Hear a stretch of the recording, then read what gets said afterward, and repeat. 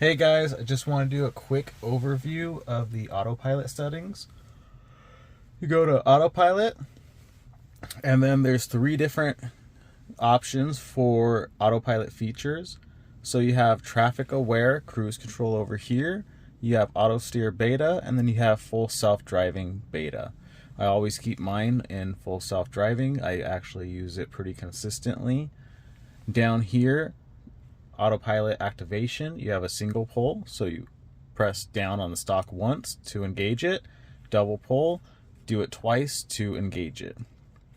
Over here you have full self-driving beta profile.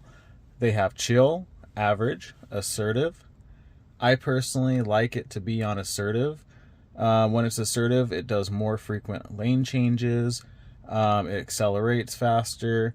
It's just a more aggressive driver. And chill is just like, on those chill days, you just kind of just cruising. You don't really care about where you're going. And then average is somewhere right in the middle. And then over here you have lane change notification. I personally prefer mine to be off because when the car is in autopilot or full self-driving, it engages the turn signal when it goes to get over. So you don't need a notification on top of that to say, hey, it's going to get over. So I keep mine off. That's just personal preference. So you have off, chime, vibrate, or both. Vibrate, I don't like that because it has this weird, vibration in the steering wheel itself. I just don't like it.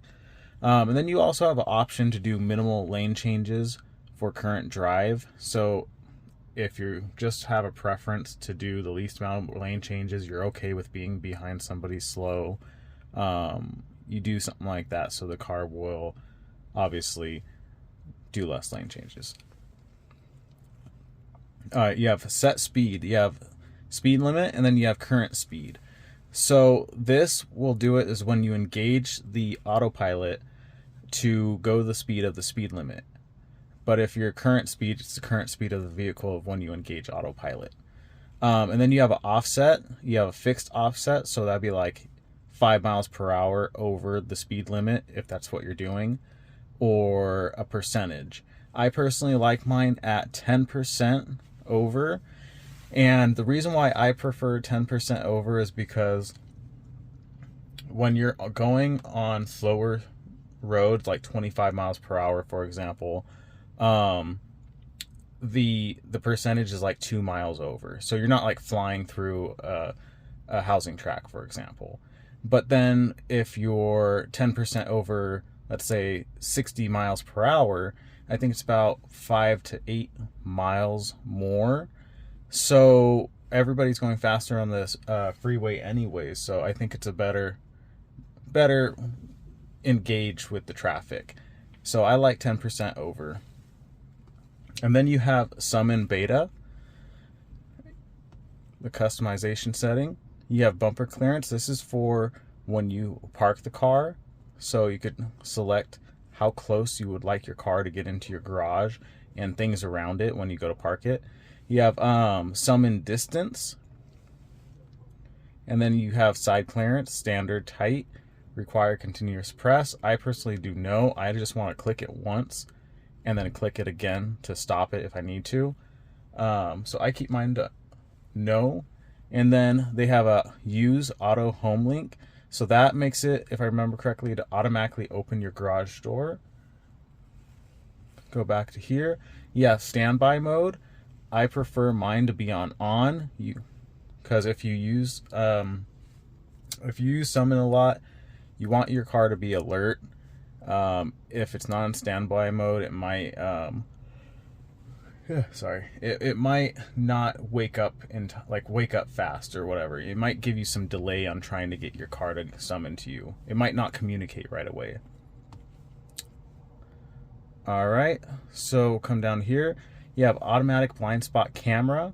So every time your left or right turn signal turns on, it makes it so the camera does too. I personally like that because your side mirrors have blind spots and the cameras show everything. There is no blind spot with the camera. So I like having that on. Better be safe. They have a blind spot collision warning chime. If somebody's next to you and you're going to go get over, it's going to chime. and then also it's going to steer you back in your lane anyways.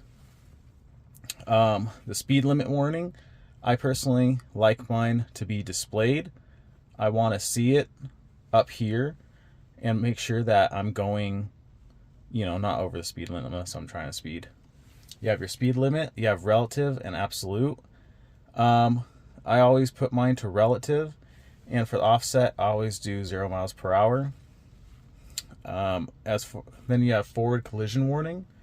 I personally like mine on early. When it's on early, you know, it may notify you even if there's nothing going on, but it's better to have an early or false notification than to have one not happen at all or too late. So you have off, late, medium, early. You have lane departure avoidance. If something's happening in your lane, your car can take control and steer out of the lane. The car can see 360 degrees all at the same time, and a human can't. So I always keep that on. It's better to be safe than sorry. Then you have emergency lane departure avoidance. Oh wait, I already said that. Oh, right there, yeah. So anyways, you have emergency lane departure avoidance, automatic emergency braking. Your car can brake to keep you from hitting anything if it's necessary. You have obstacle aware acceleration. So if a car is coming up behind you to rear end you and nobody's in front of you, your car will automatically accelerate to prevent an accident. You have traffic aware cruise control chime, and then you have green traffic light chime. This is one of my favorites right here, because when you're fidgeting with your phone waiting for it to turn the light to turn green, the car will let you know, hey, it's green. So that way you're not that asshole that didn't go because you're on your phone and the person behind you is waiting. So yeah, this is just a quick overview. I hope you guys like it, and you guys have a great day.